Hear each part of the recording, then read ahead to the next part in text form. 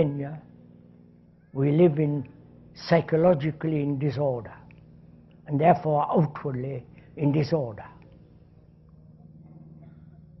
Outwardly, our disorder is expressed in multiple forms, as nationality,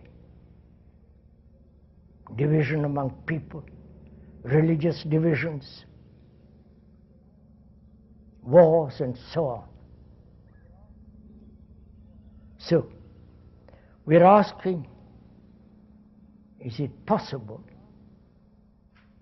to be free of this disorder, the ending of disorder, and therefore, and the very ending is order.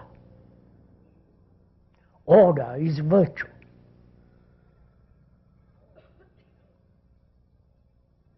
You cannot possibly discipline the mind to become orderly.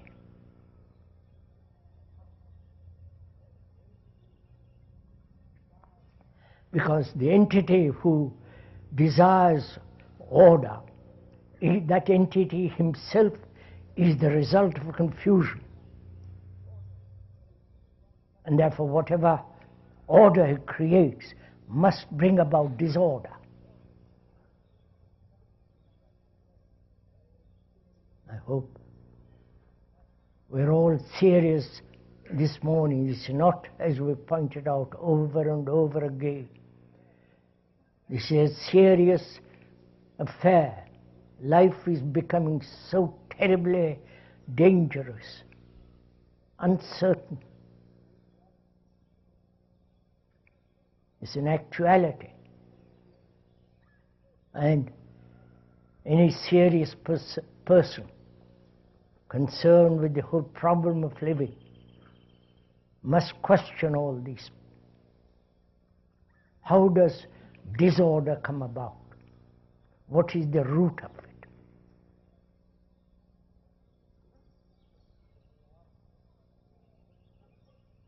When we ask a question of this kind, you're asking the question, not the speaker.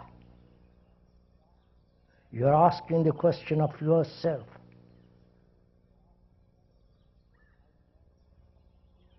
And trying to find out the root of this disorder.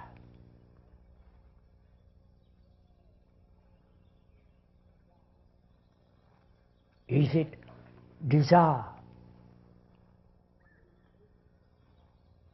Is it very nature and the structure of thought itself is disorder? That is, thought itself is disorder.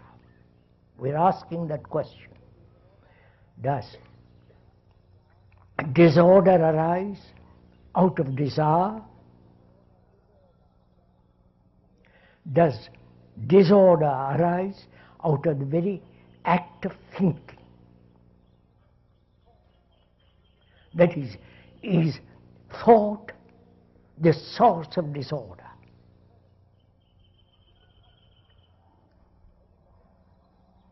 Probably most of us have not even asked such a question. We accept and live in disorder. We say that's our conditioning, and we must accept that condition. And so we become used to disorder, accept it, and trying to modify it. But we never ask of ourselves why we live in disorder, psychologically, inwardly, within the skin, as it were.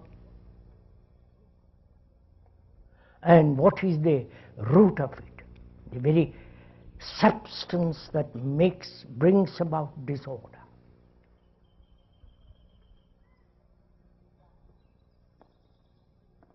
Is it desire?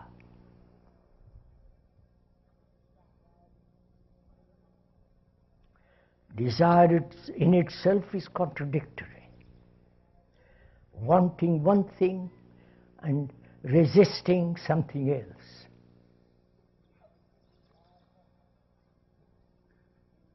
desire for happiness and doing everything that brings about unhappiness.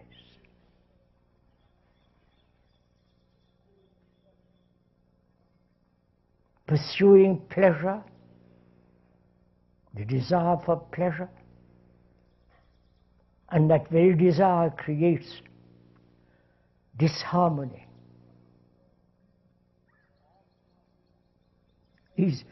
So we are asking seriously,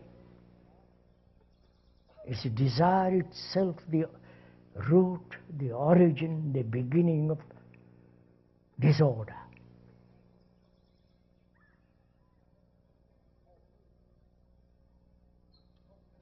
And what then, if it is? We are not saying it is, because we are inquiring. We are going deeply into this very, very complex problem of desire.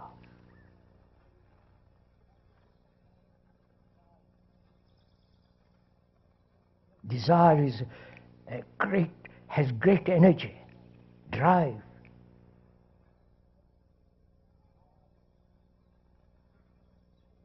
Desire for so many things,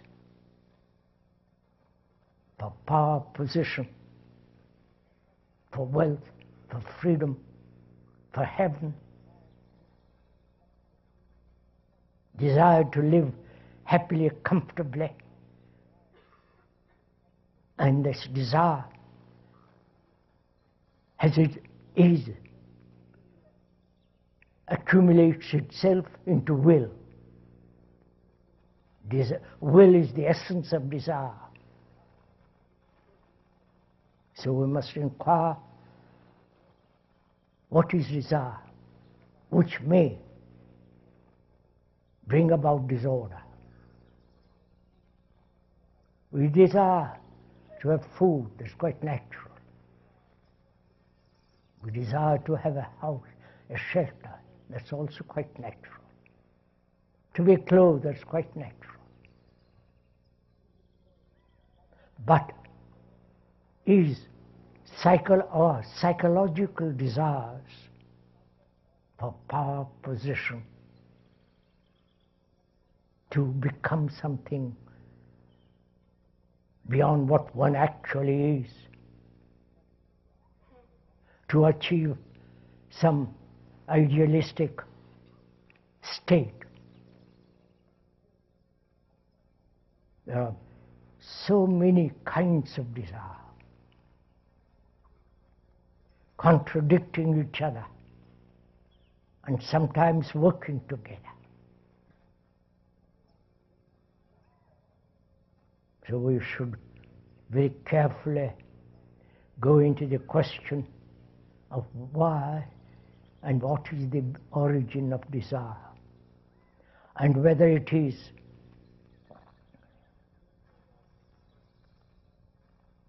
brings about disorder. Please, we are not telling you what desire is, and then with which you agree or disagree.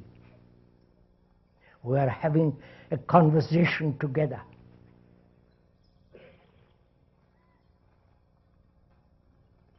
We are having, as two friends talking over together, the very, very complex problem of desire. So you are inquiring, not the speaker. The speaker is only verbalizing, putting into words the inquiry which you are making.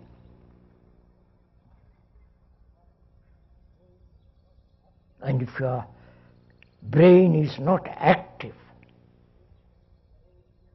merely listening to what is being said, then it's a verbal communication which has very little meaning.